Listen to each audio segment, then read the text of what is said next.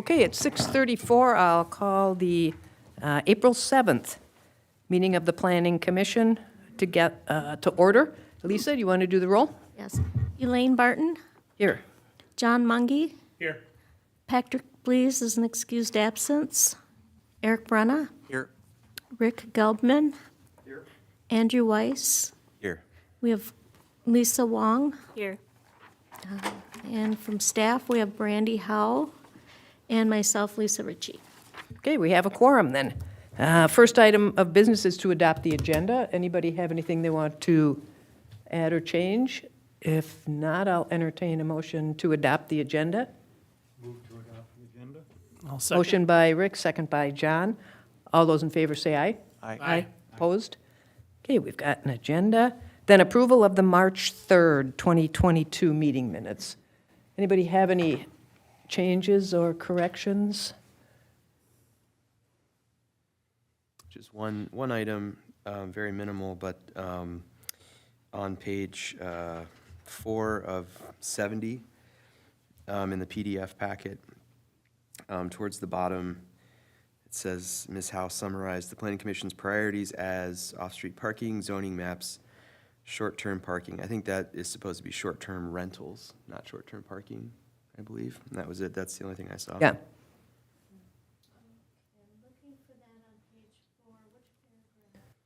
The paragraph right above old business. Right above old business. Oh, sorry. Yep. I just have a quick one, too.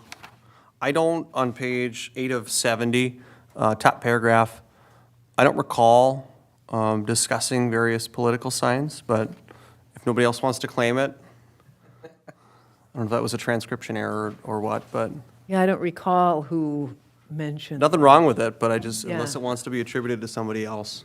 I don't recall. Page 8.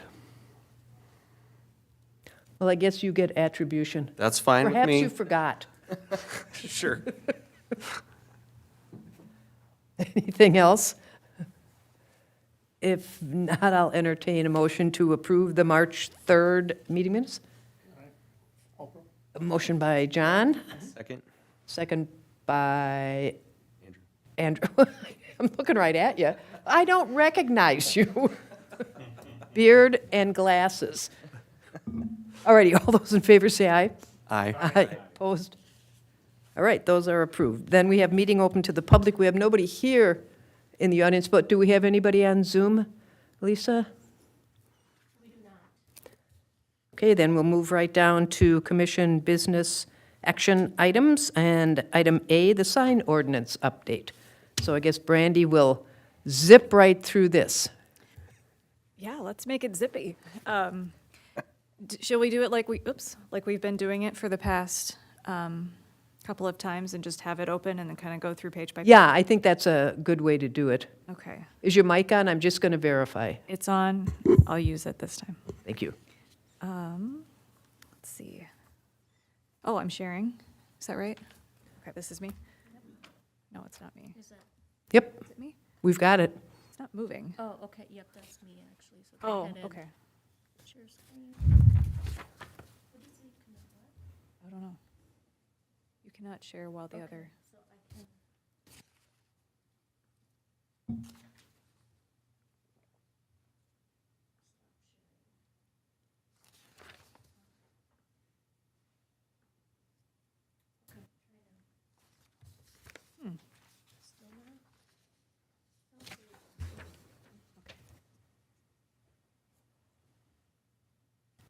Okie dokie. Well, do you want to operate it? Okay. Because it still isn't showing up there what you're showing on your screen.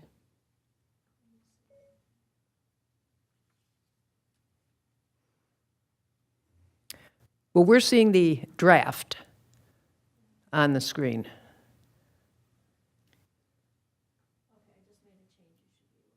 Okay, let me give it a shot. Okay.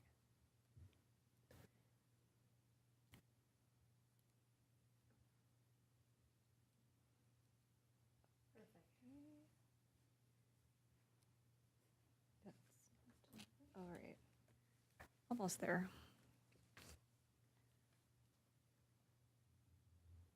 Okay, from the top.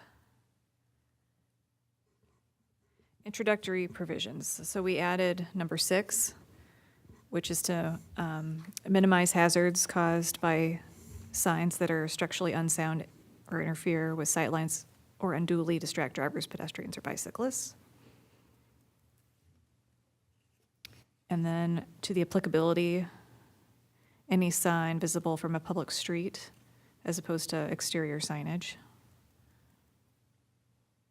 Please feel free to stop me if you have any questions or additions. Okay. Feather sign was changed, oh, actually, no, it was just we switched. I don't know if you were here last time, but the temporary was changed once to another word, which I'm not recalling right now, and then it was changed again to non-permanent. So that's what all of these are going to be. And then we added the inflatable sign, which was supposed to address the moving man type of signs. So they're called air activated, they're prohibited, and it would be a non-permanent sign, typically made of plastic, cloth, canvas, or other light fabric, inflated with air and held upright typically by mechanical means. And then we list that later on in the prohibited sign section. Again, the non-permanent, Could I ask a question on this page? yes. The freestanding sign, could that be a permanent or non-permanent? Yeah, I believe so. So I think we should add or non-permanent. Or maybe just strike the word permanent. Yeah, if you want to do that. Either way.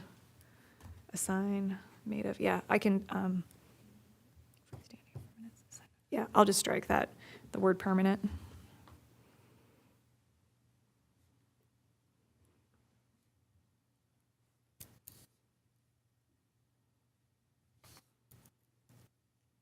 Okay.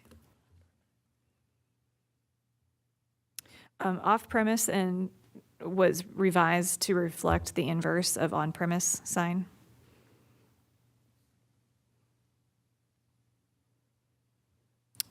We struck pylon sign. I believe this was because it's already covered under the freestanding sign category. We talked last time about amending the definition of sign, and so now it reads a device, structure, or fixture which communicates a message using words, graphics, letters, figure symbols, trademarks, or other visual representations. Painted wall designs or patterns are not considered signs. Okay, and the window sign, we had a lot of discussion on this one. So we struck the last sentence to simplify it. And I think we'll probably have some more discussion on window signs later on in this meeting. Any questions about the questions or changes, discussion about the the definitions?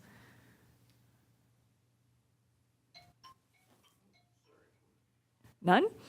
We are going to fly through this. All right, well, any questions about sign permits?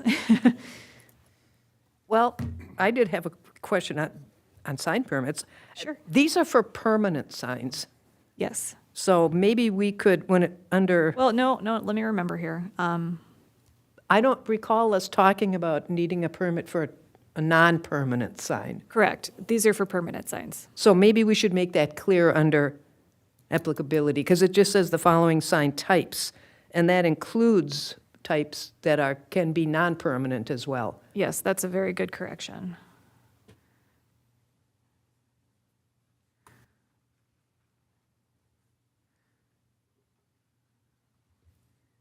Okay. All right, let's see here. Okay, so we had talked about the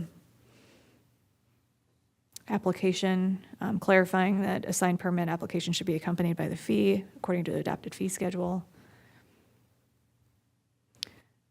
We added some stuff about the appeals.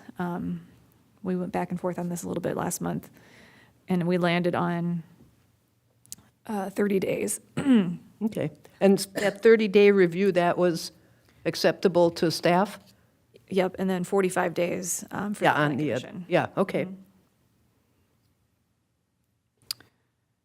General sign regulations, applicability, all permanent and non-permanent signs. Right. placement, no sign shall be pasted or attached to city property or equipment without permission from the governing body, and shall be subject to all related laws and ordinances. That was added for our discussion. On that page, Yep. item E3 and F5 cover the same thing as far as the signs and supporting structures maintaining clearance and non-interference. Correct, it would be, I mean, I think we only need to say it once. I think it belongs under placement. I think that's a more logical place as well. Yeah, so I don't, So strike F5 yeah. under 15704. Okay.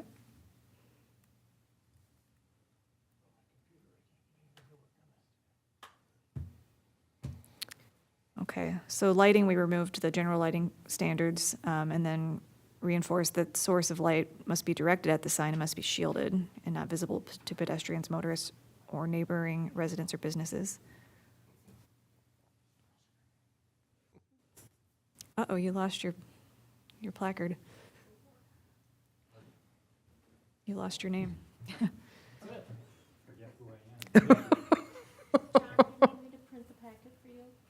Sorry, I'll follow down there. Thank you, though. Is there one in the room? Oh, That's fine. I just hate Apple. Can I say that on the record? I hate Apple. try your phone. I wouldn't. Anyway, Any questions about lighting? None? no, I think those are good changes. Okay. Maintenance? Mostly striking language there, I think, to clarify. Yeah.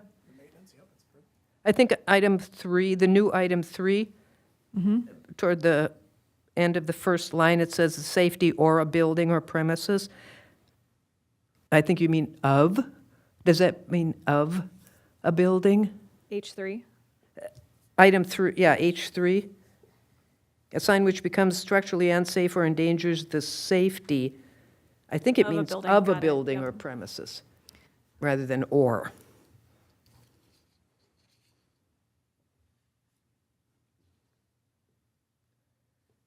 Okay. Then moving along to the table, sign area and location regulations. So we simplified this so that we now have two tables, sign types with land uses, and then the sign types with the applicable square footage based on those land uses and district. And I just had a question on this, and I'm not in, yep, it's the weather awareness, yes. Oh, I thought I was causing that with my mic. Yeah, what did I hit? I hit the mute all.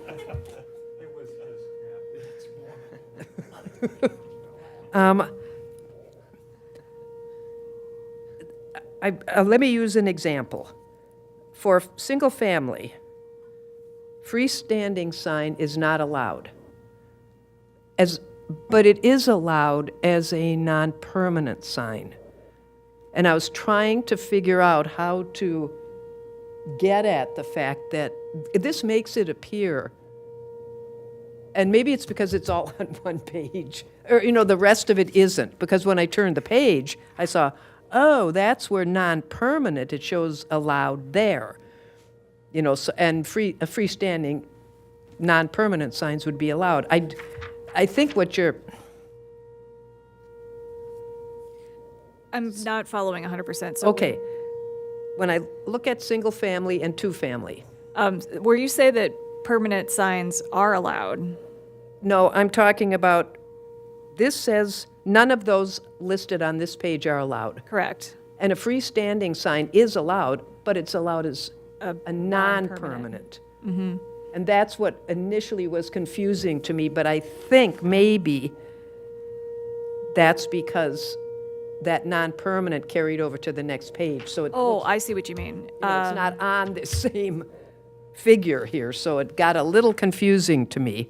Correct. I think that will be rectified when it's codified. Well, and I think making it, you know, whenever it's necessary to differentiate, this is permanent signs, they require a permit. So add maybe another heading.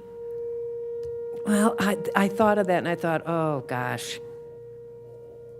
You know, Like an asterisk. I just don't want to make it so confusing, you know. But I think maybe that can get clarified when we get into, later on, when we get into the non-permanent signs, because there might be a way to clarify it. It's just that this was the first time, you know, that I came across it, and then I just kept going, thought, oh, okay. Maybe we can, Well, that's true. Yep. Well, and ultimately, this won't be on a Word document. It'll be on that exactly, yeah. Unicode. Yeah, but I don't want to make the chart any more, you know, confusing, and I think it's so simple now that I like it. Okay. Do we want to talk about the size of signs now, or should we do that later? Well, isn't that that section right now that's coming up? It is, but I just kind of foresee that being more of a discussion point. Oh, okay, we can do, Whatever is your preference. we should probably do it now, right? Eat our vegetables, yep. Yeah. Okay. So I'm not sure if these are the right numbers or not. They primarily were derived from your existing ordinance. The dimensions listed below represent the maximum aggregate sign square footage of all permanent sign faces. So so if you have a dual face sign, you have to multiply that by 2 to get, you know, so each side counts toward your 32 square feet. I know we talked about this, the 32. I remember us talking about that, and I don't think the multifamily at 60 was really an issue for anyone. Yep, and these are going to be your freestanding pylon, marquee, Right. building signs. And that's the face, Yep. yeah. The one that I think is, the one we spent the most time on was the MU for the non-residential. Because that used to be by size of the building face, I think, I Correct. recall. Yep. It couldn't be more than 10% or something. Let me So I'm just trying to envision what, if we use the Sentinel as an example, I have no idea what signage they're thinking of, but they're in the MU1, so they'd have 250 square feet. Sound right to you builders? I don't do square footage things. That's total, so, right? Yeah, So that means if the Mel's Diner's gonna have one and the Sentinel's gonna have someone else, they're all together, they gotta be less it's a than 250. multi-use, yeah. Yep, It's like the Quick Trip, that has multiple signs, and they could all add up to a certain amount.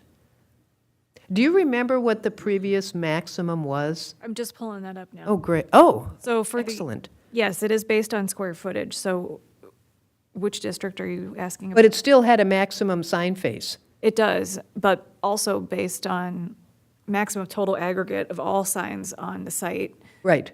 and those are based on building size.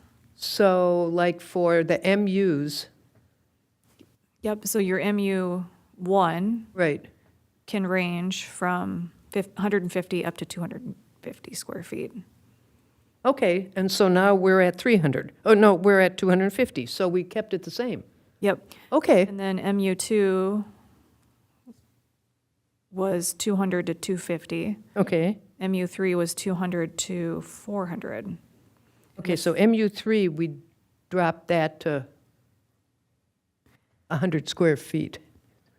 And the 400 square feet would apply only to buildings that are over 200,000 square feet.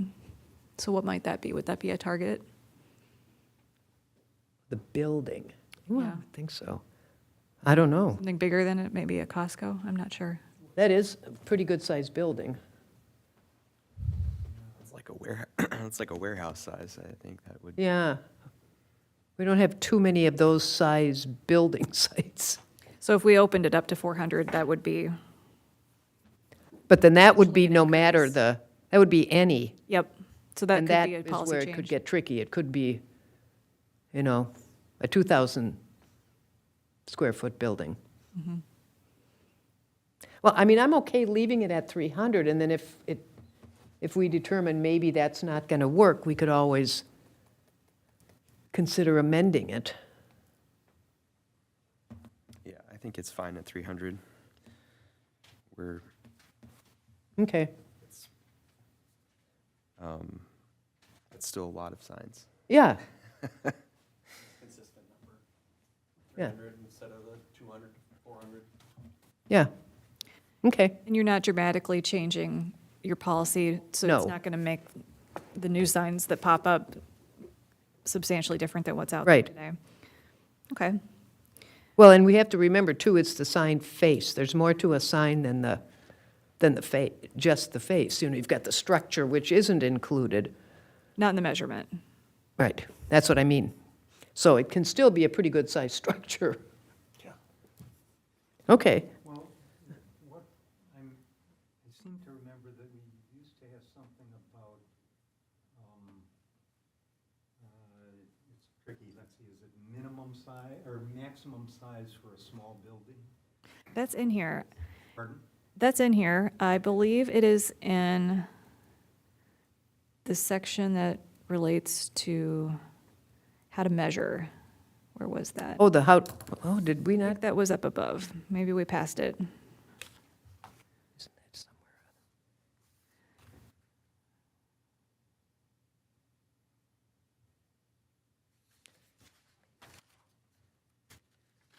Was it, wait, no, what was the question? I'm sorry.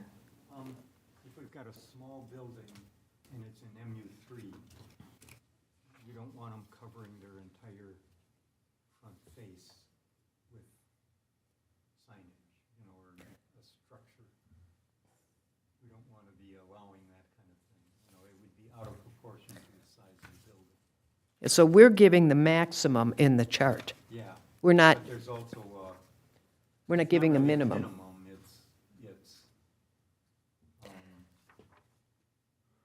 percentage I think that's why, based on. that's why I think we used to use the percent up to, but the percent could also be limiting, more limiting than maybe you want it to be. So, but I know what you're saying. I think if it was the wall signs, right? Correct. It'd be page 10%. 19. It was a minimum of 10 square feet up to a maximum of 15% of the building face. Is that what you're talking about, Rick? Yeah, when it gets into the actual, maybe that's why. But now might be a good time to go into that, because that does have for wall and window. Yeah. Oh, you're going into the wall sign specific regulation. Yeah, Opposed to the permanent sign. But I think the same principle applies for, a permanent sign as well, Well, a wall sign presumably would be a permanent that's a sign. permanent sign. Right. You mean like a freestanding, like a Yeah, monument sign or freestanding, yeah, something? monument. Your monument sign can't be bigger than your building? Right.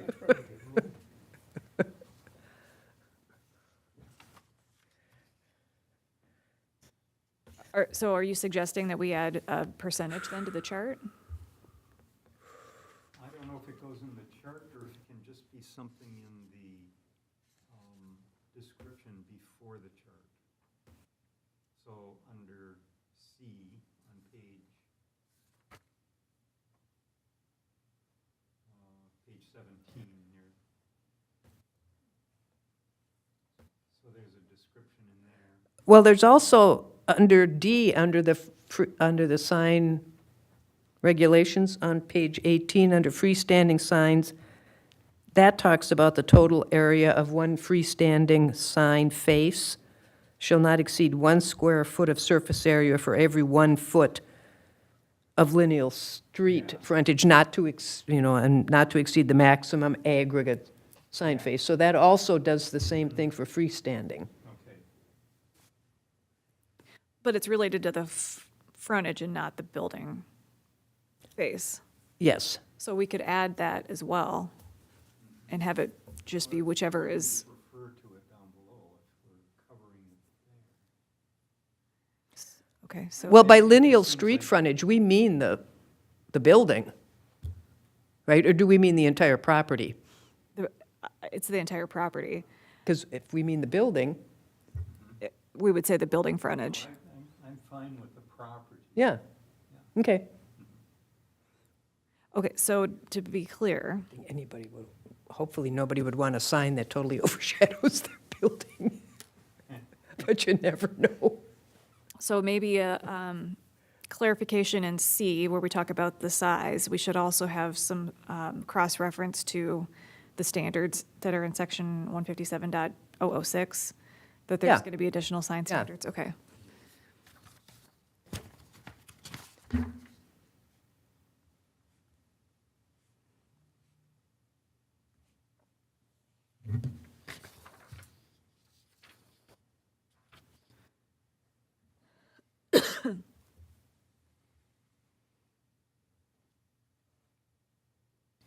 Okay.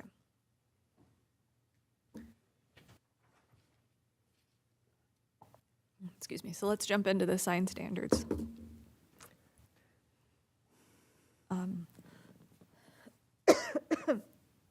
Any questions about the ones that we've discussed last time?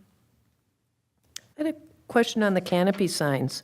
Would there be, we referenced the one canopy sign per side of fuel station canopies, but would there be other types of uses that might be appropriate?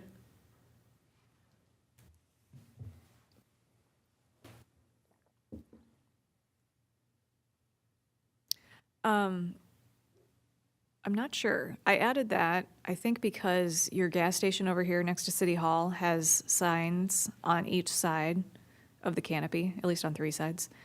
So I didn't want to make them a non-conforming situation. Did we,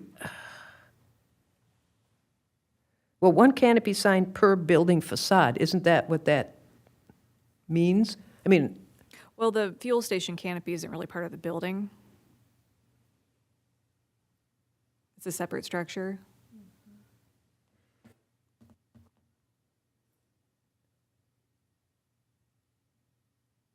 I'm still a little confused about what you're saying. If there's a canopy along the, let's say along the front of a facade, and then there's a canopy along the side for, maybe it has a side entrance or something as well. Would one canopy sign per building facade, or you're just saying only per building facade, that wouldn't allow a sign on both of those both of those sides? I think the way it's written, if there was 2 sides of a building that are, 90 degrees, Right. each of those would be their own facade, and you could have a canopy on each side. Right. What's different about I guess don't pay that much of attention. What's different about the Holiday next door? Is there something different about that? I'm trying to picture it. Canopy's not attached to the building. Pardon me? It's not attached to the building, the canopy. Well, but this says one canopy sign per side of fuel station canopies. It's not a part of the structure, the building structure, it's its own structure outside. Oh, it's the this fuel station portion of the, okay. So does Quick Trip have that too? I'm not sure. All of them do. That would my guess. The Holiday down by me probably does too. So there's probably aren't other buildings that would have that. Okay, all right, so it really is just to prevent per side of fuels. Okay, I just don't like, it makes it seem like we're just allowing something to one type of business that we're not going to allow any other type of business to do. And that's why I was questioning it. I'm okay if that's the only kind, now that I understand what you're actually getting at. I don't know if I can say with complete confidence that that's the only situation, but Yeah, did want to bring it to our attention so that we weren't accidentally yeah, yeah. saying no to canopy signs on fuel stations. Could we Right. just say one canopy sign per structure facade? Because that way it would cover both a building. There you go. But then that puts them out of compliance because they've got 3 on that canopy, 1 on each side of it. But yeah, if we're saying one per side of the structure, for one. Well, on one every canopy side. per side of building or structure. Yeah. Yeah. I mean, building and structure mean the same thing, technically. I disagree from a zoning administrative standpoint. Well, from our definition, they do. Okay. What- One says refer to the other one. Can we say structure in this case? Okay. All right, I'm gonna write that down. So 1 canopy, Yeah, that's an interesting situation. 1 canopy sign per structure, side of structure. I'm sure it's probably for fire, so something does the canopy doesn't touch the building and Yeah, continue on to yeah. the structure. Yeah, like I say, I was just trying to think if there was something else. Nothing came to mind, but you never know. Okay, Okay, and then it looks like I have a formatting error under placement, B3 placement. 4 and 5, I think, fall under that, and they should just be scooched over as A and B. oh, okay.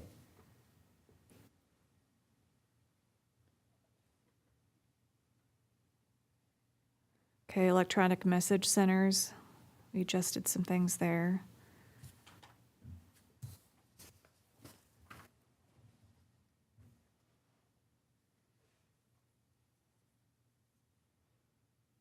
Okay, freestanding, we talked about that already. Mm-hmm.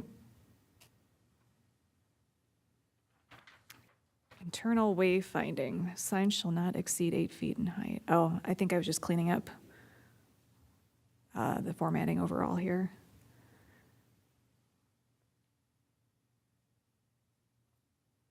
And I believe that this was something, projecting was something that I added just for consistency with the other ones above in terms of the vertical clearance.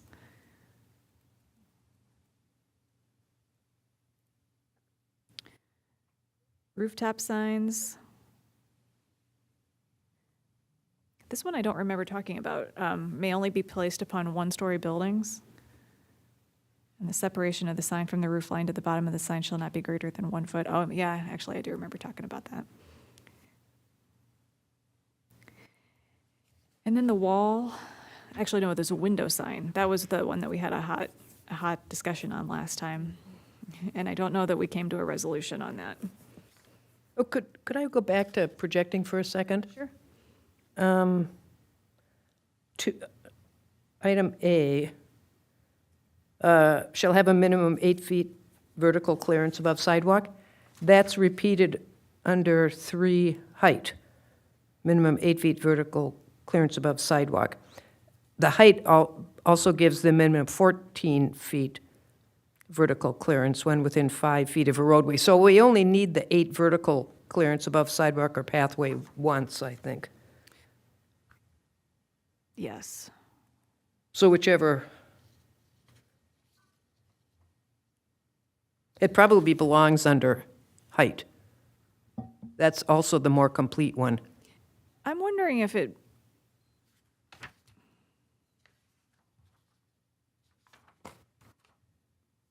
I don't think either one of those definitions, as I'm looking at it now, talks about like the actual size, height of the sign.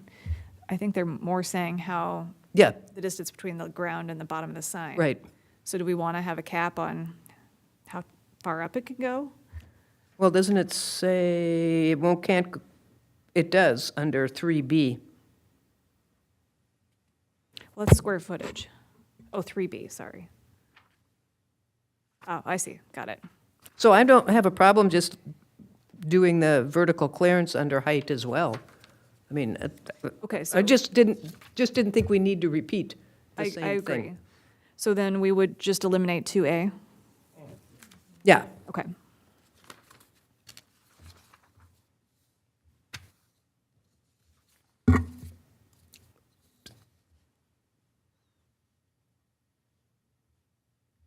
Okay. Any other? Oh. Rooftop signs may only be placed on one-story buildings. Yeah, that one I'm not remembering where that came from. Let me look at my memo. Maybe it says.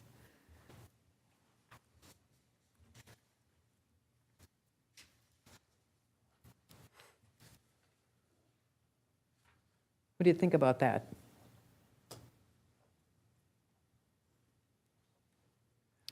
Okay, so Signs right now? Pardon me? Do we have any rooftop signs right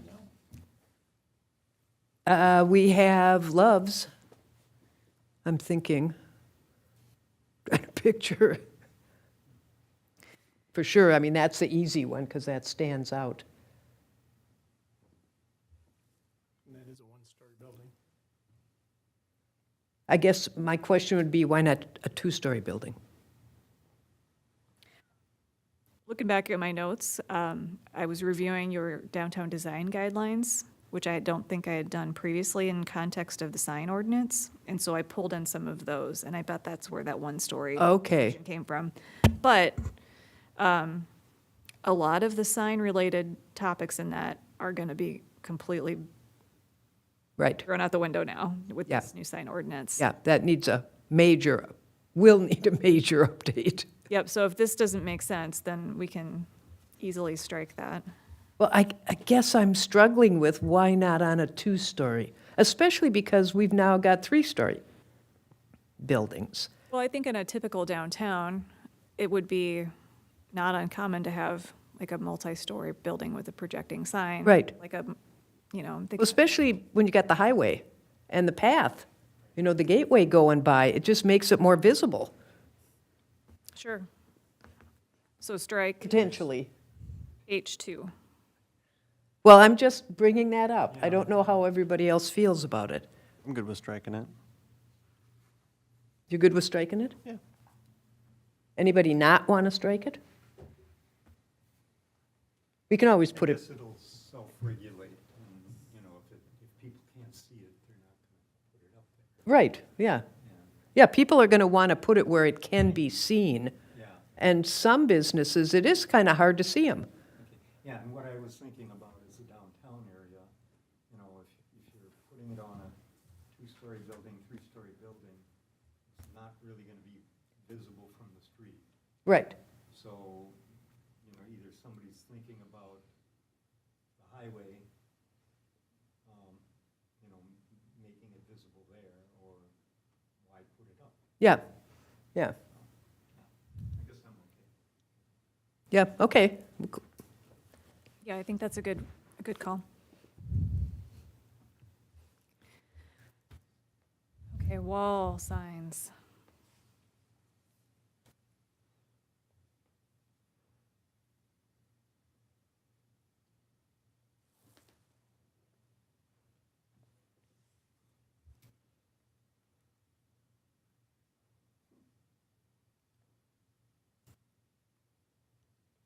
I'm okay with that.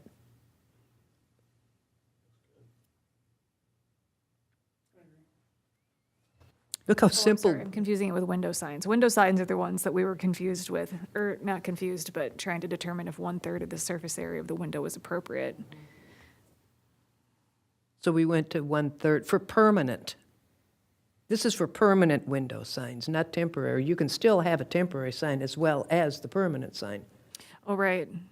And So is the neon sign in the window permanent or temporary was kind of the question that was left unresolved.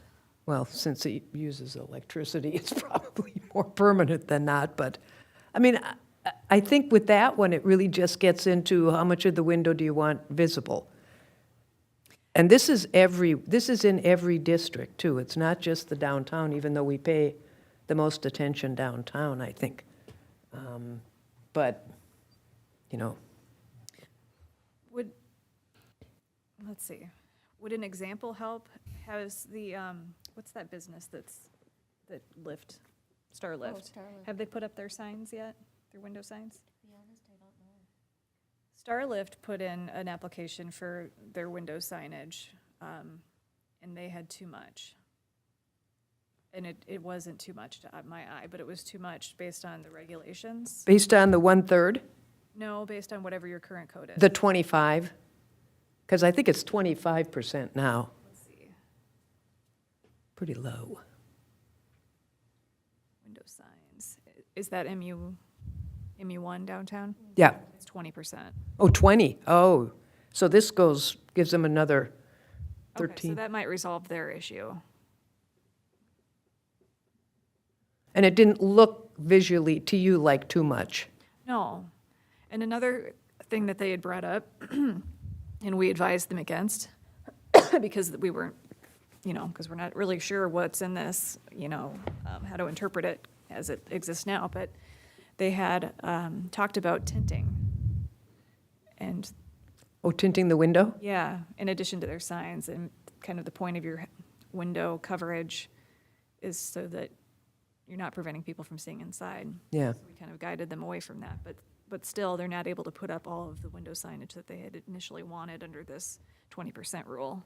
They got a lot of window there, I guess. Yeah, they had these icons that were kind of in each window pane. Yeah. And another like rectangular one at the bottom. Okay. Well, I don't have a problem with a third. I understand the trying to keep transparency into the building. That's kind of a safety thing as well. Should we add something to that effect? What? Is that something about tinting, because that's not addressed in the draft or your existing ordinance? As to why, well, it would make sense if we want to limit It's not it. a sign issue, it's a, Well, that's true. Good point. Yeah. I mean, well, how does everybody think, what do you think about the 1/3 figure?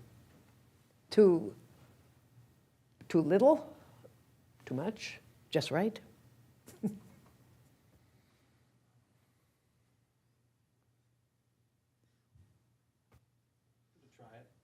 I'd go up to a half myself. Only because it's like, especially if there's so many things you can do with a window sign. A lot of times it's cursive, it's just not as in your face as other types of signage. So even though it's not all, see-through, it's muted, it's more muted, maybe is the way I'll put it. So, I don't know. I mean, I'm fine with a third. I wouldn't want to go any lower than that. And also keeping in mind, people can also have, non-permanent signage that they add if they have like a special or, some sale or something like that going on. Kind of leaning towards the half with you. 'Cause I think that's, gives them more options. And a lot of them, depending on what their business is, they're going to want to allow people to see what they're selling as they go by, so that makes the difference too, but go ahead. to me, there's kind of there are kind of two issues. One of them is the, just aesthetics. How does it look? And I get a little concerned about filling too much of the window with, brightly lit signs. That can feel like it's, kind of, I don't know, not really looking very aesthetically pleasing. How much we want to manage that, I don't know. I'm okay with the third. I wonder if half the window with neon signs makes a lot of sense in some areas. That gets to be a bit much. Yeah, and I think it's hard because we're doing a universal thing here. I was gonna say, You can know, you it's- split it out to where you It's can every have, area. a neon third and other half? Well, A lot of people don't have neon in the windows, like you said, they have cursive, or they have, like that hair salon down there. Exactly. They just got it written across their whole front. I was paying attention to that when I drove down 7th the other day, and I noticed how many windows have the cursive. Yes. They don't have a sign. Well, it is a sign, but it's not something hanging in the window. It's on the window. And that is actually what we're talking about, is something on the window. And I understand the neon sign thing, but to me, that's just, you know, you can hang that from a window, obviously, and that's fine, but you could hang any other kind of lights from your window as well. know So where I think it's kind of Shangri-La's a, written. I Yeah. don't think there's that many neon would- down there. I think there's more written. I mean, I know the, Who's at the tobacco shop? yes, that's one I noticed next door that has, you know, a little bit of neon, but, I know we don't want to invite variance requests, but this, if we would ever be okay with it, it seems like this would be an instance where we would be more hesitant in the ordinance, and then if there is a special, instance, we could yeah, grant that, but that would be tough. opening a door we don't want to open? That would be tough to find unique circumstances for variance purposes. Can we split it, like I said?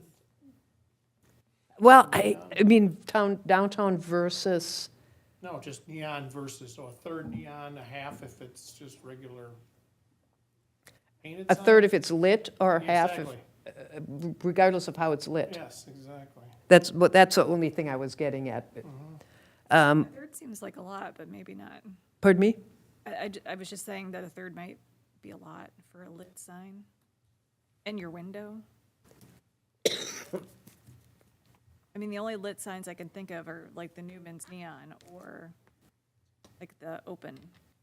Yeah, open or close, yeah. That would, applies here. I've seen open and Newman's, and that's about it. Trying to think We're of, looking at something, was it Newman's? I was not, no, yeah. Because I was, after our last meeting, I went and was trying to calculate how big that was, and it was coming up close to 50% of those neon signs. was it? I think so. Maybe 50's the right number. Well, but it's, those windows are. But it's a small. lot. I was gonna say, but the it's a lot. downtown windows are fairly small, the buildings are. Well, that's the other thing, too. Some windows are small, some are large. Yeah, the one with the lift place, that's the old drugstore, so their windows are huge. Yeah. Across the whole entire front. Yeah. Yes. And I think that's what, that's what makes it tougher. Some, that window's so small, it doesn't matter if you cover the whole thing up almost, because there's nothing there to start with. I mean, we can leave it at a third. I'm certainly okay with that. I kind of am hesitant to try to break it up by lit versus Yeah, unlit. yeah, it just complicates Yeah, things. makes my brain hurt. I mean, if you don't want to go any larger, if we want to start with a third and see, well, we have time before this gets, to the stage where we're going to be recommending. We got at least another month. We can still think about it and look around a little bit. Well, the question I have is, the people that ask for this now, is theirs closer to a third what they want? Or how big? Starlift? Right now, 20%. Yeah. Starlift. They were, I don't remember their numbers. They had, if you will, like a bigger sign in the middle of each panel. And in the bottom, they had a rectangular like word thing that represents what the icon is. So they had to lop off one of those rectangles, I think, saying what the icon meant To get under 20. to get under, yeah. So they might be okay at a third. I feel like they would be. That's what I'm asking, is if we do a third, if we keep it at a third, would they be good? Yeah, I think so. Okay. Because I also told them, you were looking at this, just maybe come back in a little bit and see if we can. Yeah, I don't think we wonder if have, It's not maybe some of the brightness, and maybe that's gonna be handled somewhere else, is, if they're too bright, then that becomes the, or too contrasty, that becomes the issue. Whereas if it's a little more subtle, then, I'm not as concerned about the amount of area yeah. as I am about the brightness of it. Well, and that's, like I say, I can't even think of any other lit signs other than little open, and Well, the, the pawn shop and the tobacco shop. yeah. The tobacco shop I noticed, and I don't even know how much they had, but theirs are the attention-getting, Yeah. type. That's what that's all about. Where's your tobacco store? It's right right Just next to before you the, get to the holiday. down from, by the That's the Holiday. Holiday. Center. Oh, just next door? Yeah. Yeah. I noticed it because it was changing. It was kind of shifting from one, Wasn't dwelling for 8 seconds. well, it's not an electronic message sign, it's just would be on and off. I think it's what might be considered a flashing sign. I couldn't tell at first which place Can I ask had it. One question, Brandy, that you had before, about the window tint. Uh-huh. Now, they face south and they got a lot of windows. Is that tint to have them keep their place cooler? I'm not sure. Well, that's something where, if we're talking about energy in town and things like that, I mean, that's facing south and they got some huge windows. That could really affect their, That's a good point, and, well, one of you brought it up that that's not really a sign issue. yeah. Well, Yeah. I'm just saying, but you discouraged them, you said. I did, So then thinking, maybe because they that's were something- asking the question in relation to the sign. Okay, well, maybe that's something that could be clarified to them is, it's not part of the signs and it is not what we were talking about because with those old windows, they don't have much thermal in between them, so Yeah. I'm sure they'll bake. New windows, or some shades of some kind. So we're okay with a third for now? Yeah, And then we can all walk up and down the streets and with our tape measure. verify, yeah, with our tape measures. I think the one that strikes me, and we talk about Newman's, but is Paperback Plus. Oh, she's got a picture there. If you've ever, oh, okay, okay. Pass it around. Sure. And it, like that a to me, it's like, Newman's. Yeah, just pulled it up on Google Oh, Images. Pass around at Newman's, but this will work, I guess. can't we get up to, we can't get to paperbacks? Yeah. Well, and it's a bar too, so you kind of expect, I didn't even realize they Something had a bars little at the top of the brighter. window before. I never really looked at the front. no, I Top didn't notice windows. that either.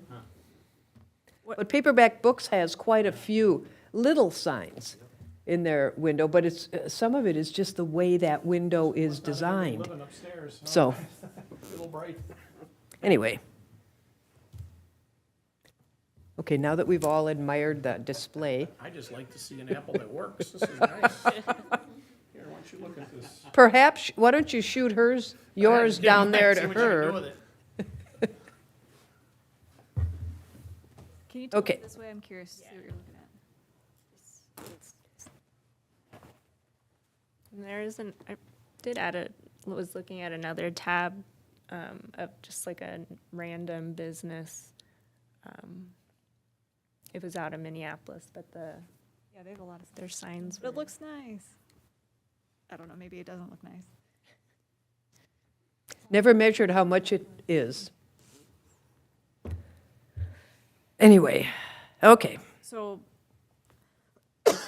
did we land on a third? yeah. Yes. Yeah, we're sticking with that unless something There's a strikes mutiny us. somewhere. Okay,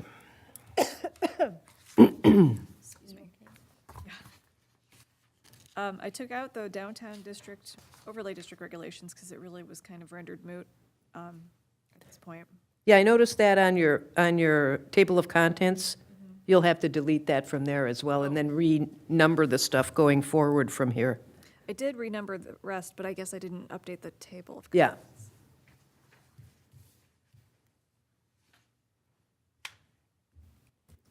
Good catch.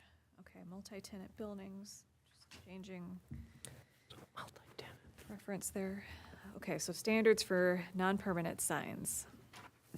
So we changed all the temporaries to non-permanents. Oh, could I just ask now, on the multi-tenant buildings, so is there a permit request for the Sentinel? I would expect there's been one. I don't think I've seen one.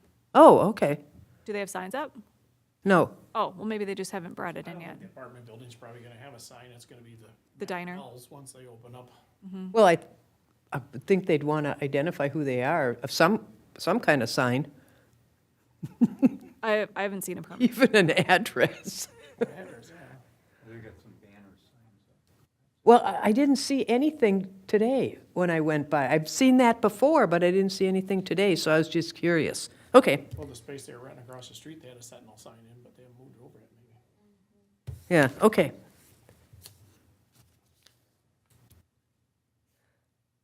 Oh, on the master sign plan, under the multi-tenant, it says on F, on page 20, after approval of a master signage plan, who approves it? The zoning administrator. Okay, should maybe put that in there? Just to make it clear? Sure. I just didn't see that anywhere.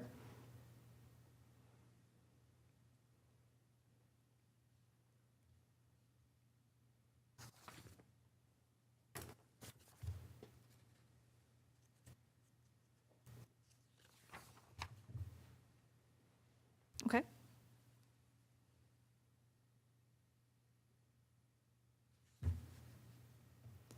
Okay, moving on to the non-permanent signs. We changed the word ground mounted to just freestanding. I'm sorry, where are we? Non-permanent. the Oh, temporary okay, sign. okay. So there's a lot of changes in here, but I think it's mostly just cleanup. And then let's see. We took the political sign and neon sign out, and then some of the language from the political sign, we moved to the top related to Now, Minnesota statutes. if I could, I want to bring up here what I mentioned earlier in that chart about the sign types, where they're allowed, because under location, B talks about a wall sign, a type of sign, right? C talks about a freestanding sign, and D talks about a freestanding sign. And I'm wondering if we shouldn't maybe make that clear there. Those are sign types, and those are allowed under, in R1 and R2. Well, we could do an asterisk for freestanding and those other. Well, I guess every other place, I mean, we go down to C, here's the specific regulations by type of non-permanent sign. Then we get into A-frame, banner sign, bus sign. We're just kind of lumping freestanding under general regulations location, and I'm not sure why we're not treating it as a type of sign. Oh, I think because there's so many varieties of those different signs. Yeah, but there's not that many varieties of non-permanent ones. Of a freestanding non-permanent? Yeah, there aren't that many that are, however we define non-permanent, but they're easily just plunked. Yeah, I guess Down. I didn't have a name for those, but freestanding is the name for those. Well, I think that's fine, because they are freestanding. Okay, so freestanding should have its own category. Well, I guess I don't understand why they don't. And the same thing with a wall sign, Okay, because that B, C, and D all deal with a specific type of sign.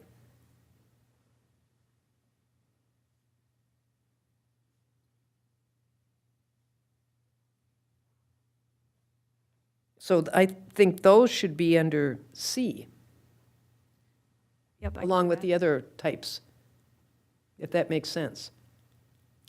It does. I think I was overcomplicating it, just trying to was fixated on what to call these freestanding signs. I know. We're calling them, yard signs. I know. Okay, that's easy enough. Any other? Oh, under B, I personally think item bullet 5 should go just above bullet 4. B5 should go above B4? Yeah. I mean, it seems to flow better, because you're talking about the limits. or 2 and 3, I guess, if I'm looking at the numbering. 2 talks about how many, 3 talks about the aggregate area, and then that Minnesota statute thing gets at the signs of any size, maybe. And it just seems to flow better to put that exemption right after or That one is above kind of- maintenance. That one's kind of dealing with duration. Would it make sense to put it under limit? Yes, I think that's where the question has come. That's what people talk about. They don't talk about, you know, the duration. They talk about, I can have as many signs as I want. So I can move, All I'm saying is just move 4, make item 5 number 4, and make number 4 number 5. That's all I'm saying. Just put maintenance as the last item in the list. okay.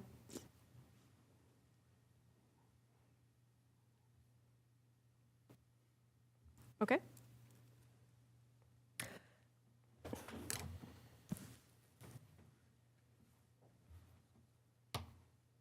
I only had one other thing on that page, and that was item C, 1C, where we're eliminating the, don't leave it on the sidewalk overnight.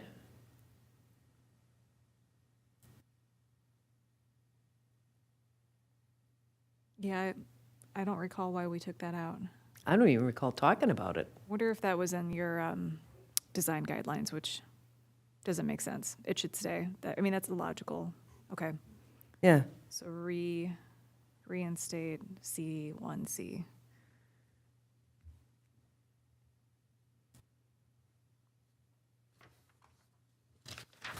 Okay.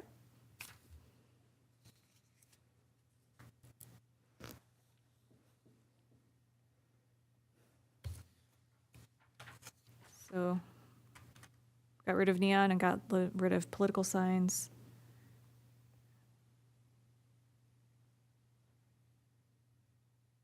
Oh, here's window signs again.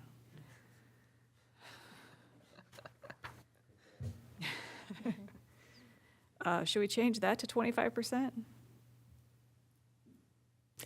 Which?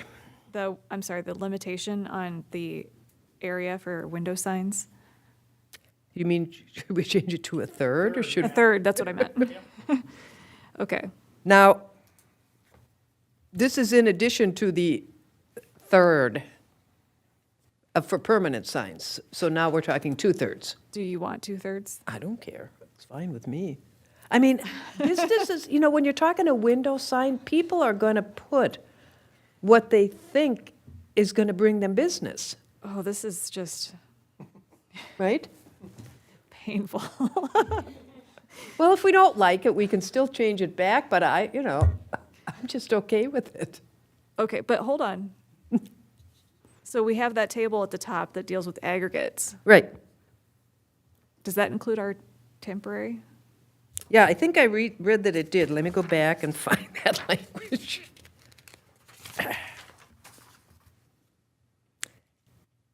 Oh, and that says represent the maximum aggregate square footage of all permanent signs, but there was something else in here somewhere I read.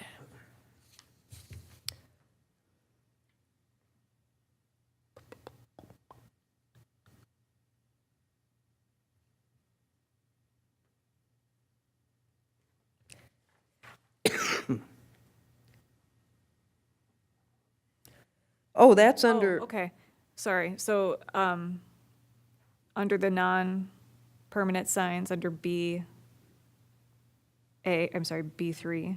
Right, Oh, did you find it too at the same time?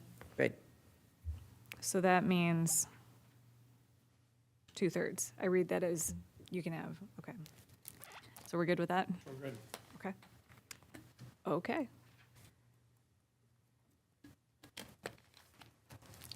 Almost done. Prohibited signs. No change. Exemptions, you can have your children's playhouse outside and you can have your seasonal decorations.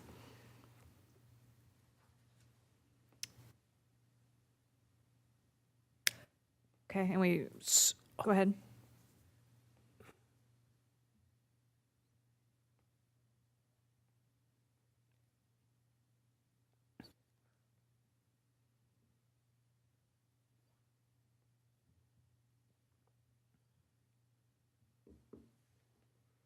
Is there a way to combine 4 and 6? Where are we at? Oh, Jesus. Oh, under exemptions. Thank you. Oops, I should, Oh, it's not. Is that it? Okay. Sorry, where were you? is there a way to combine 4 and 6? Under exemptions, Yes, 4 and 6. I'm just asking. It seems Oh. kind of silly to have seasonal holiday, seasonal decorations or holiday decorations or seasonal decorations. It just seems to me,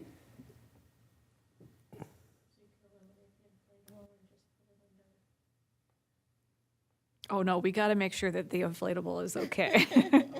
yeah, you do, because we don't allow inflatables for anything else, so we do have to, say that that includes inflatable. How about inflatable or other? Yes, seasonal decorations. We don't have to even have holiday. Okay. We didn't have it before for seasonal decorations. They got the- Fall, They got the Halloween pumpkin too, that's not a holiday, really. Right. Halloween. well, Halloween is a big holiday. But it's an entire off that day. season. Okay, non-conforming signs, kind of just stuck with the changes we talked about last time. Abandoned signs, I changed director to zoning administrator. I think I just did that, I don't know if I was directed to do that. And that is all. Yeah, nice job. Only 1 page worth of notes tonight. That's just because you have a lot of verbiage, that's all. Wasn't that many. Can I, may I ask a clarifying question on page 18? It says internal wayfinding. What's the difference between internal wayfinding, and external wayfinding? Is this part of the sign ordinance? Mm-hmm. Page 18 of the PDF, or the Oh, whole document. what is internal wayfinding versus wayfinding? Yeah. That's your question? Do I define wayfinding? No. Internal wayfinding is a common term used in sign ordinances. And if you imagine that you're in a hospital complex and you need to get to the emergency room or maternity, it's those internal to the development that are directional. Gotcha. Usually it's on private property. Yes. They're not public signs. Gotcha. Thank you.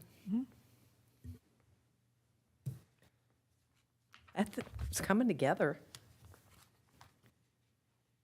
I'm surprised at how fast it's coming together, to be honest.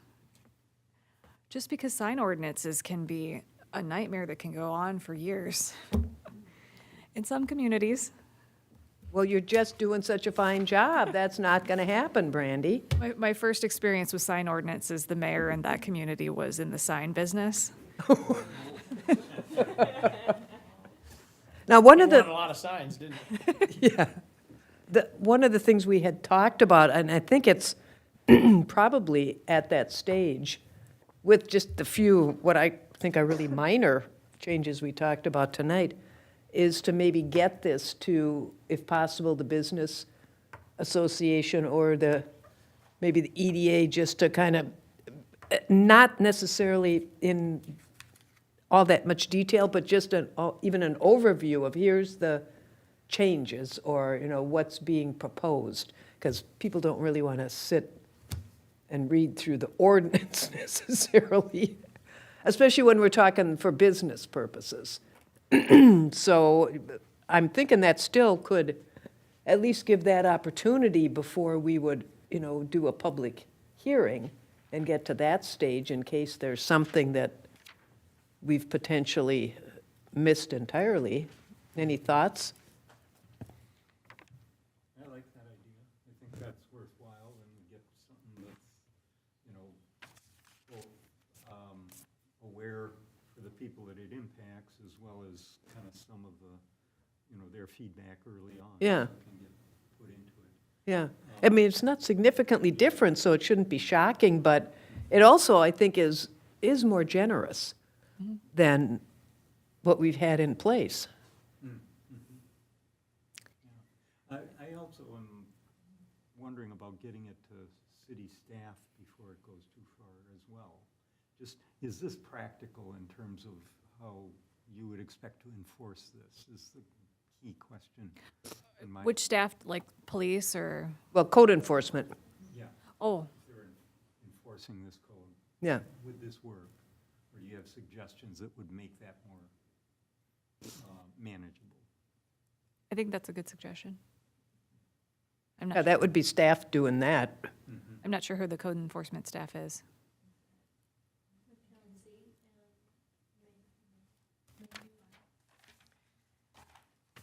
So would you like us to, before the next meeting, have that, I can If you- fix this if up? you could. Send it on, get comments from them? Okay, Yeah. so code enforcement, anybody else? I mean, it's like any other code enforcement, there's always technical details. But it's not all that technical, actually, when it comes right down to it. Well, hopefully it's easier to Yeah. administer, and it is good to have another set of eyes on it Yeah. that's in this sort of work to poke holes in. Well, and I think Lisa and other staff can speak to the permit process, that seems reasonable. Yeah, that was my thought, is that, I know that they will still review for code enforcement, but the majority of it will be caught at the time that they're applying Right. for the permit, because you'll have the technical data and you'll know if it meets requirements. Sure.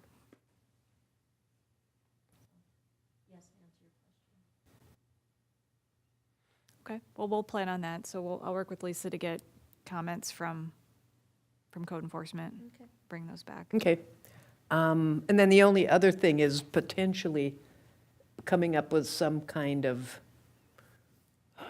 page or two speaking document to use for like outside groups, like the Business Association or the EDA, rather than, a 10-page, read the code and tell us what you think. Yeah, right, buried in here is something that you might be interested in. Yeah, right. Yep, that's a good idea. So we can provide that too for next meeting, and then you can Okay. have comments on that. Yeah, and maybe next, what's our meeting date next month? Oh, the 5th, okay. So that actually would be before the EDA meeting. Isn't that the second week? So potentially that would be something that could, Is that the meeting? be passed on to them, and that doesn't create a delay of any kind then. I don't know when the Business Association, I don't even know if they have a regular schedule, so maybe somebody could check on that. I know it's once a month, but I'll check. Oh, it is, okay, okay. Because it looks to me like we'll be in summer ready to go forward. Okay. Now we're going to, anybody else have any input before we move on to item B? Because now we're going to do some speed talking and we're going to try to get out of here at a good time tonight. So item B is the 2022 work plan. Is that you, Lisa? Or is that you, Brandy? Oh, yeah, do you mind bringing that up? It's basically just reiterating what we talked about last month, and then after our Plan Commission meeting, WSB staff met with John Stark, the city administrator, to kind of go through your items, and then he added a couple of more. Sorry, what page is it? I'm not seeing it here. Oh, there it is, okay. 23 of the packet. Down Furnishings down. Okay, so what we added was an amendment to your subdivision ordinance, which has been flagged by the city attorney and by staff. Oh, okay. for having some deficiencies, one of which being, that I'm aware of, is the lack of a minor subdivision process. So anytime somebody wants to do a replat or just a simple subdivision, it's got to go through the whole Okay. preliminary and final plat, Okay. which is expensive and it's time-consuming, and Yeah, it could be a lot simpler. And okay. and the other thing is CIP review for comprehensive plan compliance. So that's an annual process. You did it last fall. So we're just going to put it on the work plan so it doesn't get, Oh, for Forgotten yearly, or- the annual thing. yep. Okay. And, yeah, just those two things were what was added. And so I just put those closer to the top of the priority list. But if you guys want to take a look at this and see if you agree with the itemization of how things are listed. Well, I like the in progress, so we're talking for the other 2022. I mean, some of them, it would sound like the subdivision one and the zoning map makes sense to have those up there, especially if, the minor subdivision thing in particular, that makes sense. One thing that I can comment on is for the wayfinding plan, that is being discussed in a number of other commissions as well. Yeah. So the sooner the better, but that'll be your decision on priority. I know, I'm struggling with more than anything with the downtown design manual, because we refer to that in zoning code. And, it's so out of date now that we just need to do something with it. We need to decide what we're going to do with it. Because there's a lot in there, and, some of it's really good, and some of it is just, it doesn't make sense. I would agree with that. It's, there are some recommendations in there that do make sense, and they were pulled forward for the redevelopment master plan project. And some of them that just are now no longer in alignment with the direction that the city is going. So there is recommendations in that redevelopment plan that we're working on now to update that design guideline document. So I don't know, it's gonna be one of those things that probably you're gonna need an outside group to manage it, because it's one of those graphically intensive, I guess, kind of a document, I would imagine. Well, a lot of what I actually like about it is a lot of the generic graphics. Oh, okay, It's when it starts getting into the details that I think we don't need to do that. I see. We need to give a picture of this is what we want to see, but we don't have to, do it at the degree it's done, is really what I'm thinking more. And I don't know if anybody's looked at that manual recently. Not in detail. Yeah, Yeah, but it is more of a vision kind of thing than a detailed. yeah, I don't think it needs to be as detailed as it is, because a lot of, what matters is already in zoning code. And the mistake in the manual was, addressing things that are in zoning code. So when zoning code changes, now the manual's out of date. And if you just have something that's going to work, no matter, because we're not going to change significantly what we'd like the downtown to look like. Right. So that's my take, is I could see just ripping out a lot of stuff and leaving the good stuff. Then that might be a much easier project than what I had. Does everybody have a copy of it maybe, but, It's on your website. yeah, is it? Yep. Okay, sometimes those things are hard to find. But maybe look through it and see what you think, because last time I looked at it, I thought, well, this is good, and then it started getting into detail, and I thought, why did we do this? But that was so long ago, it was 2005, so. Another thing to think about in relation to this work plan is the fact that you're going to likely have a new community development director on staff that may have some, Other things, or or other may priorities. have priorities that Yeah. might impact this. So I don't Yeah. know how, is it your intent that this is like you act on this? Should I have prepared a resolution? Well, my intent was that at least we've alerted the city manager and the Oh, council okay. as to what it is we You're think working is on on our plate that we need to get done. It's more what we need to get done. Okay, so this is more of an informal document that is. So a that can be communication budgeted tool. for, number one, to make sure that these things don't just keep, they're just not always on the back burner and no movement is made. Okay, so it's a tool of communication between this body and city. And for us, too, yeah. And if they, if the council disagrees, no, you don't have to do that, then, okay, fine. But, I think it's a good idea for them to understand what it is that you're prioritizing as yeah. projects. And they might have priorities we haven't heard of yet. Okay, so any changes to the lineup? Nope.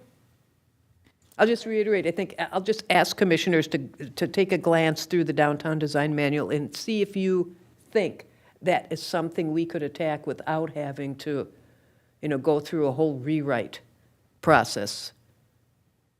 I mean, I haven't looked at it now for a bit of time, but it struck me at the time that we potentially could, and really strip it down. Lisa, did you mention we should maybe think about moving wayfinding plan up? That was the suggestion I had based on conversations that have been Sure. happening in other commissions, and Lisa's agreeing with me, I see her nodding her head. Yeah, Yeah. Parks and Rec are having conversations about that, as is and Rotary Park for business wayfinding signs. So a lot of conversation around that. Yeah. Park and Rec, I think they're going to move forward because the wayfinding plan was approved by council in 2016. But, and this is something in my staff report, just the very beginning of the first phase was actually complete. And I don't know for sure, there were 3 things itemized on there. I know one of the 3 for sure has been completed, that's the Casey Lake monument sign. And I'm not sure where we're at with the other 2 things, but after that. Nothing. Nothing else Yeah. has been started. Well, actually, it's probably not a bad idea to look at it anyway, just to look at placement of various things now that we've had some development occur since that was written too, because a lot of it was where signs really are a good idea, and where they're going to be valuable for their purpose, is to help people find their way around. And some of it also, there was some downtown, the kiosks, the kiosk idea downtown as well that, would need to fit in somehow. So, yeah, I know, it's an interesting, that was an odd plan. I wonder if we should move it up to like a number 4, maybe right after some of those staff added ones. On the in progress, or on this, on the, The wayfinding, I'm still thinking about that wayfinding. did everybody have a chance to look through it? Yeah, it's, Do you think that'll be a lengthy process now that the design has been finalized? It's just a matter of executing what's in there. I think it's more execution and maybe determining, does some of the execution still make sense? I know, I'm sure that all the street signs haven't been done, street names. I know that for sure. I think most of the parking lots were. Your street names were part of the wayfinding? Is that why? Oh, And some got changed, some haven't. So, again, it's maybe reprioritizing more than anything else. I'm a little curious, and help me understand what the role is of Plan Commission and the wayfinding project per se, because it sounds like the design is already done, and now it's really just a matter of budgeting for installing them. It might be more of a CIP/council. It's part of the CIP process, and that's where it plays a role in the CIP. I see. It's one of those implementation plans. It was in the comprehensive plan to Okay. develop a wayfinding plan. So it's less of a project, but more of a, we want to keep our eye on this to make sure it gets Yes. covered. Okay. Although I do think now is a good time to, rethink, does it still make sense? Again, mainly because of some redevelopment that's occurred, and maybe there are different plans now that would impact some of it. Can't think of too many, but you never know. Because there were specific types of signs at specific locations. And they were the primary wayfinding. They were the real communication signs. Those haven't been done. And it is on page 58 of 53 is where the phasing is rolled out. Yeah. Yeah, 58 and 59. Yeah, and I don't even know, somebody will have to do the projecting of the costs too. That's been quite a number of years. I don't even know. Well, we've been discussing that at the staff level to try to figure Yeah, I'm out sure they- where the budget is. Yeah, And I don't know that, I don't think there is one yet. that's exactly it. We haven't found one. Yeah, I think the only budget so far is for the park signs. I don't think there's any budget anywhere else. I remember the meeting where the council approved it, but they were very specific about they weren't willing to spend any additional money, or commit to any additional spending other than the initial piece that was done, I think, at that time anyway. yeah, and I think in a later meeting that the entire plan did get improved. Or Oh, yeah, approved. yeah. And then they rolled out phase one, and then it came to a halt in Yep. 2016. So that's why Yep. in 2017 and thereafter, Yeah. the rest of the phasing never got done. So there's really not, aside for confirming that the costs haven't changed significantly, and that is truly still in the budget as it was, that's something that would need to be asked of the finance director. Well, it was never ever considered during the budget process after that first phase It was, that I recall, other than this last one where it was just specific to the park signs, and they weren't actually an initial part of it. But we can get into that when we're got all the information. actually right here. If you, so I'll pull up here in just a second. Oh, we're kind of down to, It's on page 70. Right? It should be coming up now.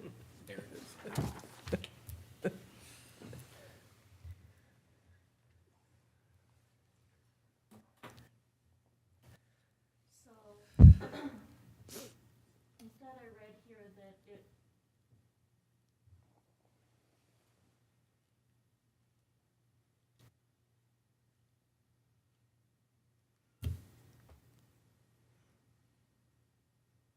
yeah, so being as if there were no red flags is what Morgan stated. They did approve it. Purchase and install phase one for the fiscal year 2016.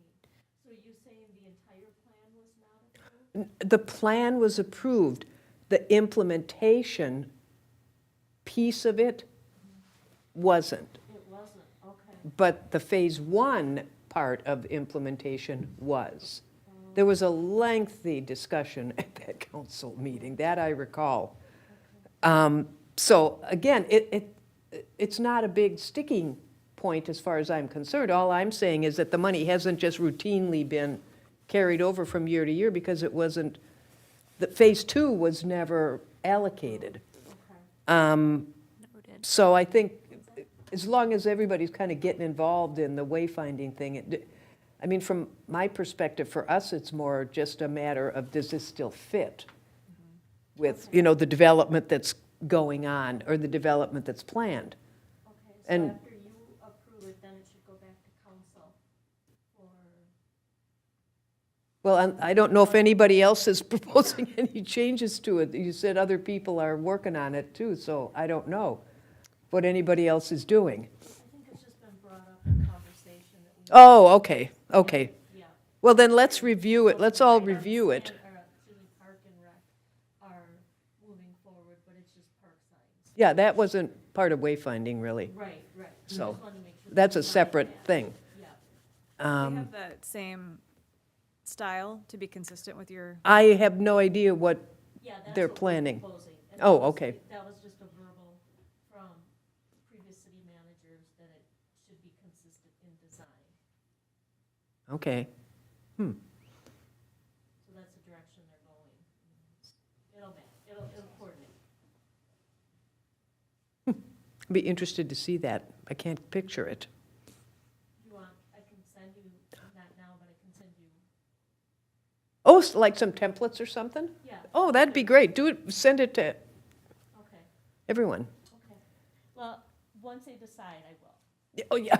There's a couple versions right now that they're deciding on, so yeah, I will do that. I just keep thinking the white with the blue, it's like, that's so boring for a big sign. Anyway, okay. So we did see, and we did reports from staff already, by the way, Lisa, now, because that was status of wayfinding, but we're still on 6D. Yeah, is that the EDA meeting? But- It's a joint meeting, EDA and, Okay, so that's soliciting agenda topics. That's for? yes, you had Okay. requested that at the last meeting, you'd like to discuss that, because the joint meeting will be coming up in, Now it's got postponed, right? it did, and we don't have a definite date yet, it was supposed to be the 21st. That's okay. Proposed for May 10th, and I did get the majority of those that did respond did say that that would work, but nothing's been confirmed yet, so I'll let you know as soon as I find out. Okay, sorry. Well, oh, that's right, that's a joint meeting. Okay.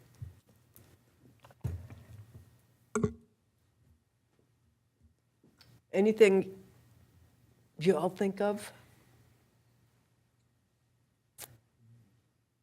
I'm trying to decide if that would be a good forum to just do an overview of the sign ordinance changes.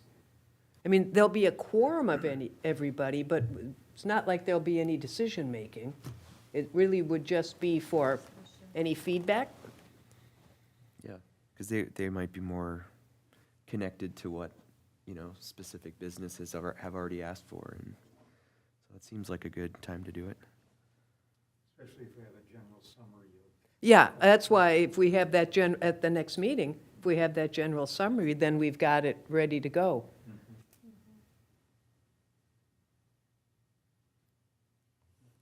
Anything else?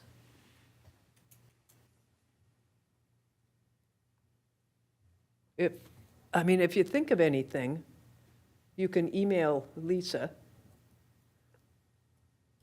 does the EDA help set the agenda?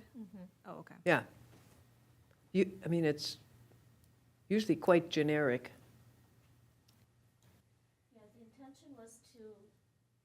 the intention was to make sure each commission is aware of what the other commission is doing. That was the point of forming these joint meetings Yeah. quarterly. We could certainly share our little work list. Little, I'll call it little. We've mentioned a couple things, but not all of the ones that are now on the list. Would you be expecting a presentation from me regarding the sign ordinance? Would you be comfortable doing it? Again, it would be fine if we've got like a couple pages of bullet points. I think that's main. Either way, definitely the summary pages, whatever that. That's the date that you're not available, though. Oh, So, I thought you hadn't figured that one out yet. well, that's what they're proposing at this point. That may change. So there's a possibility that Brandy may not be able to attend, but we won't know until the date is finalized, Which date was that? May 10th. So I know I talked to you about 11 and 12. Then we should insist that she do a presentation. Oh, I might have a conflict. I don't know. It's a city council meeting and I might have to be there. Well, if we've got a presentation, it would be great if you could, but otherwise I think we could use we'd have a presentation, I think we could do that and then answer some basic questions. And I don't see it being too very detailed. Well, and it is the EDA, Yeah, and it's not like, I would imagine that they have some sense of what's in a sign ordinance and Yeah. how it's hopefully more streamlined than the Right. previous version, right. as opposed to just showing it to the general public who never have to deal with that kind of stuff. Yeah. Well, and we did add some detail around things like the permit and the appeal process, which we didn't even have before, in writing. Okay. So it's all up to you to be ready at our May meeting with all of these things. And again, if you have anything else that you can think of, just feel free to email Lisa. Downtown furniture design review standards. Okay, I actually have not had time to do, I know you asked me to do some research, and if we're going to move forward with that, we will have to hire out with WSB or another firm, because I've done what I can, and I just wouldn't have time to put more together. I recall that, you have a couple examples of Yes. styles. And, how much detail do you think we want to try to come up with or to provide? If it's on their dime, yeah. Yeah, I think it's real general. I think it's generally these color shades, make sure it's durable and it's not gonna create a hazard, Right, and. Food not safe. even to the point of saying, here's what the style ought to be, or anything Yeah. like that. well, I don't mind doing it, here's what's preferred, but, we certainly don't want to dictate, I don't think. Right, and that's like getting into different samples and whatnot. For presentation, it would be basically dictating or trying to persuade them to go in one direction or another, and, Pardon? Yeah, I think the biggest thing for us was making sure that it was quality of some level, Yeah. and What is the council expecting? Because, the mayor's who asked for this, and I guess I'm a little unclear here exactly what's the council looking for? I would say essentially we're just looking for some direction and quality of the materials. That was the biggest topic, was we don't really want to see the white plastic chairs because they can also break and whatnot, so.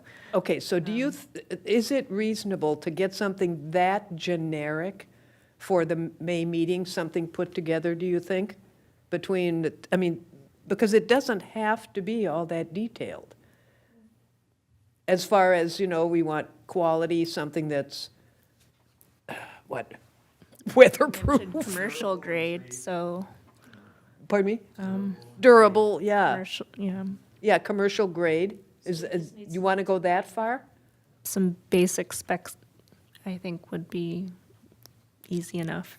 Yeah, Because I mean, that's I- something we'll want to get out here pretty soon, too. yeah, Especially with supply chains, and we Right. don't know right. how long it's going to Spring take is just businesses. Right around the corner here, probably Don't know another which couple one. of months. Couple of months, it'll be spring. Don't so blink. do you want to just put together exactly what you're looking for, and then I can type it up? If you itemize the things, I can type it up if that's what you're asking me to do? You want to do that? Me? No, well, I'm just looking at this side, and then I'm looking at that Look at side. that side first, then look here. Oh, okay, I'll look at this side first. Go ahead. I like this little comparison document you put together. it almost seems like you've done the bulk of the work. It's just, we identify that we like the commercial grade, you know, do we steer them towards particular materials? It sounds like we want to maybe stay away from wood if they're serving food on it, potentially. Or do you want to word it Sealed, as it's such fine. that Yeah. you want something that's going to be weather-resistant materials? Right. Maybe just a list of bullets, like you say, Yeah, of commercial grade, sealed wood, or wrought iron or aluminum materials of antique style. Meeting any sort of material specifications. I'm sure there's some ASTM references or something if you want to get super nerdy about it, but, There also is some good, heavy-duty plastic. By the Yard has some good furniture, and it's all plastic, I mean, Yeah. there's cheap plastic, and there's, durable stuff, yeah. Durable. I think even if you just use the images that you already have here, yeah, just say, these are examples of, you don't have to buy this particular one. I wouldn't even, we don't have to say the cost or where it's from or anything, but I think just visually, these are, what would be preferred. yeah. And, because we know downtown, just from the preference of, during the survey for the downtown preference was for the antique look. So that makes sense. We've got a lot of, ideally, wrought iron is the thing that's, preferred. But this, this is temporary stuff. It's not a permanent fixture that we're talking about. So yeah, I think, and I don't know if there were any more adjectives on any of the other pages, but I remember seeing that page thinking, well, that's what we're looking for. That kind of describe what we want. And maybe, I like that idea of using, just the photo piece of the various samples that you have. I think that gives enough information Okay. for this is what we're looking for. Yeah, these are examples. Yeah, and then the council can decide, is that enough, or do you want to, if they want to be more specific in some category, that would be fine. Sure. So I have durable, commercial grade, weather-resistant, and then I'll include the visual examples of Yeah, this is something that we prefer. yeah. Okay. And so from there, do I present back to you, or do we go to council with that? Oh, they asked us to look, how do you want to, how should we handle that? Do you feel like the information that's here is, and what she's gonna put out is probably gonna be sufficient enough? Do I you think so. anticipate I don't, any I just, changes? I don't get the sense we want to do more detail than that. What's the ultimate, we're not writing an ordinance, right? It's, No, no, we're just making a recommendation. Yes. Let's all And move the in only- same direction. Yeah, and the only other thing, when you talk the durable and everything, and the commercial grade, I think, gets at the weight. In other words, you don't want it blowing away down the sidewalk. So, and I think that's what the commercial grade is really more about.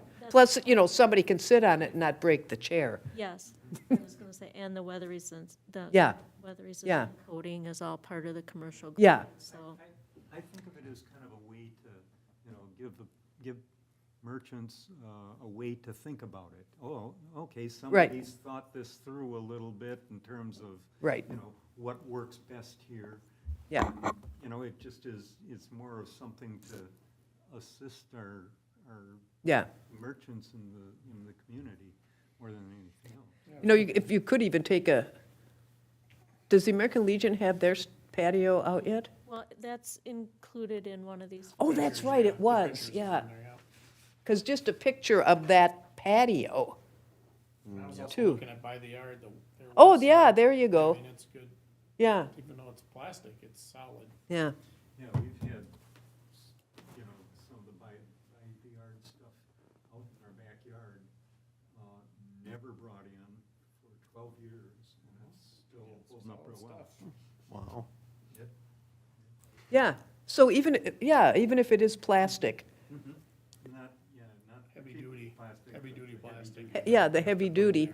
I mean, that's an example. I It's think easy there to you get clean, into easy the to take care color of. issue more than anything else. Yeah. I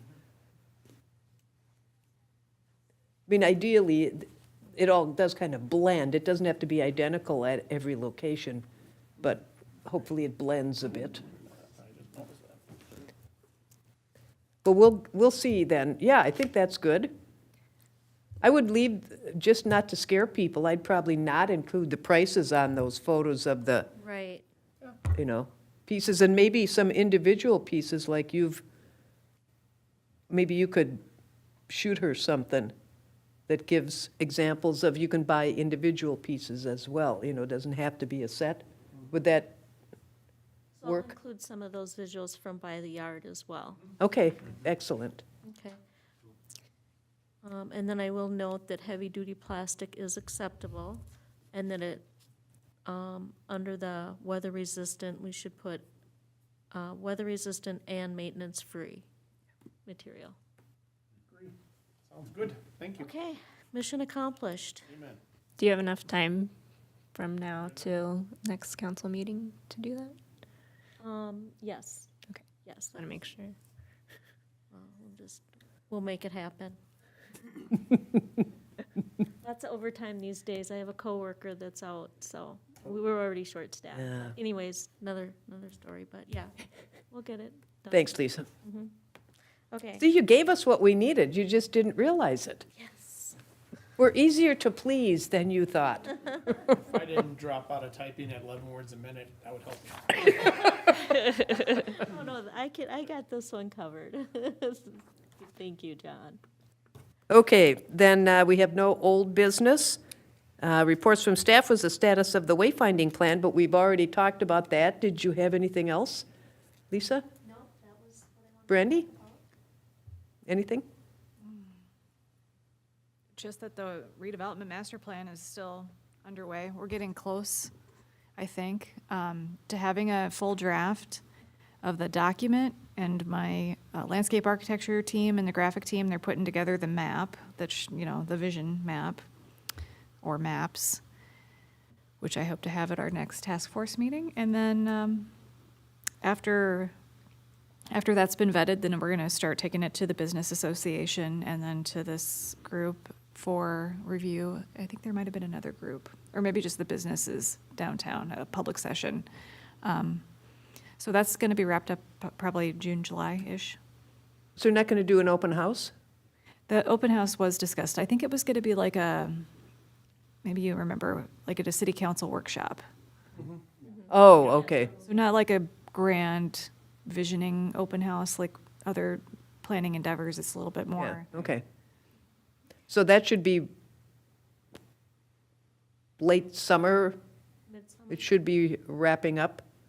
Yeah, I would Into say, planning commission review time? August at the latest, I would Okay. think, for like final council approval. Okay. I do have one thing that I could share. The EDA is working on, there's a vacant lot that the city owns between Sidewinders and the tattoo shop, and they want to make that into a temporary green space. So that's in the works. We're working with WSB on some preliminary plans, and as I mentioned, it'll be temporary, but there's a couple different options for maybe having a space for some food trucks, and then the green space more on the 7th Avenue side, or 7th Street, 7th, I'm confused here. Avenue. Yep, 7th Avenue. Thank you, 7th Avenue versus Sepulveda. Yeah, So that is in the good. works. I mean, that's a good thing to do there. It makes it just more attractive even for anybody who might be considering developing on it. That's what happened when they finally paved that vacant area at Sodded 7th and middle. Margaret. And sodded, yeah. Well, paved part of it, sodded That's right. the big portion, and it just made it look so much more attractive. Plus, more places to sit and eat. That's what we want. Okay, reports from council liaison. Yeah, kind of along that note, I would say that the Arts and Culture Commission are working pretty diligently. I think is looking at a mural on that side of the wall too, so I think that would really jazz things up over there. In terms of the council, I think you alluded to this, Lisa, but we are getting a community development director, so I think that will ease a lot of the work and have a little bit more direction. And then we have a lot of events coming up. There's the dump day, the spring cleanup day on April 30th. So we did change the time. The staff changed the time from 8 to 11 because it's a little bit more suitable for volunteers, but also, there are a few people, I think, going around a few times. Yeah. So, Are we going to get punch cards? But there was discussion of bringing in family members from other cities. Yeah, I know. It's, Yeah. we want to try to curb that. and then the weekend following would be the garage sale, I believe. So, We just coordinated with Oakdale Citywide Garage Sale as well, so we can make a day of it. Okay. Any questions on? Nope. You look guilty. You actually managed to look I guilty. was guilty. Yes, I couldn't imagine having to go to garage sales all day. Oh, yeah. Oh, I've done that. Okay, reports from commissioners. Nothing? Nothing? Nothing? Nothing. Wow. Well, I'll just mention that on the 24th, John and I were at a meeting with the council and EDA and staff, a little joint meeting just to cover, and the attorney was there, and it was primarily his, meeting to kind of cover some things we've heard before, but also just in more detail and some additional items. And the attorney's putting together putting his presentation together that he'll share with staff and then with us, and then that'll be the time to kind of cover it in more detail with all of you. I don't think there was anything you haven't heard before.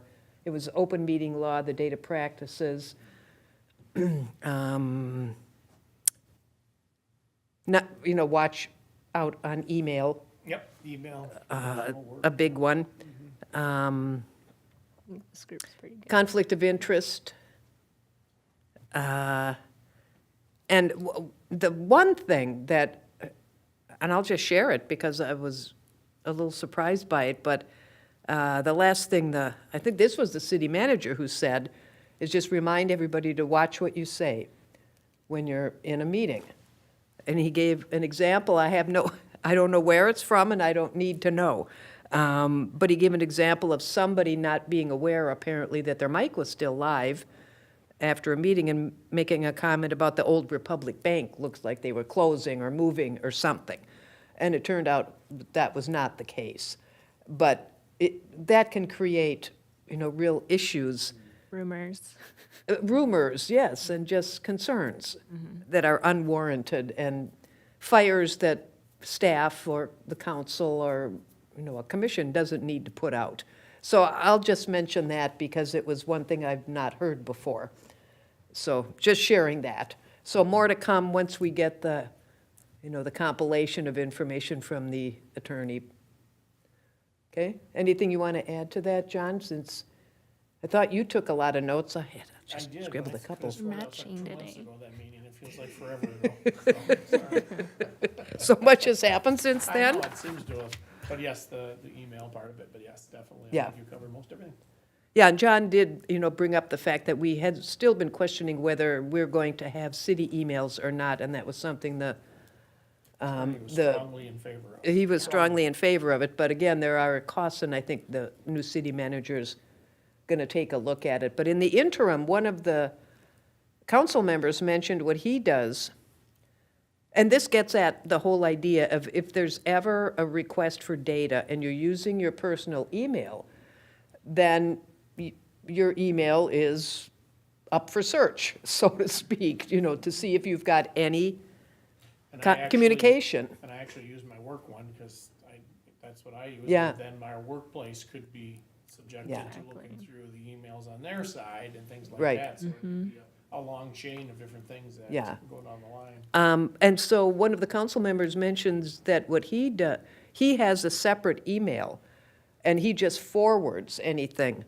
related to the council business to that email, or to that other email address, and then that's Or that's what he gives. No, that is what he forwards to, and that's what he uses then for communication, instead of his personal email. But, as I say, that's another one of those, well, that's a bit of a pain to do that as well. So I don't know how you all feel, if the city decides it can afford to, pay for and maintain commission emails. I don't know how you feel about using that. But I'll just tell you that that's what was brought up and discussed. So with that being said, if anybody did want to set up their own personal email just for the commission, just let me know what that email address is and we'll change it, and then you would not have to forward from one email to the other. Yeah. It would just go directly to your new one that you create as a Yeah. commission email. Problem is still, it's the same kind of access. Yeah, I know. Okay. Trouble at work. Well, the only thing I don't like is having multiple emails to check, email accounts. I don't enjoy it. I do it when I need to, but I don't enjoy it. Okay. I don't think there have anything else. The next meeting is the May 5th. So I'll entertain a motion to adjourn. Aye, That was you, me, John. John. Second by. Aye. Those opposed, none. We're adjourned 8:30. All right. 8:28. 8:28? Oh, late. Oh, okay.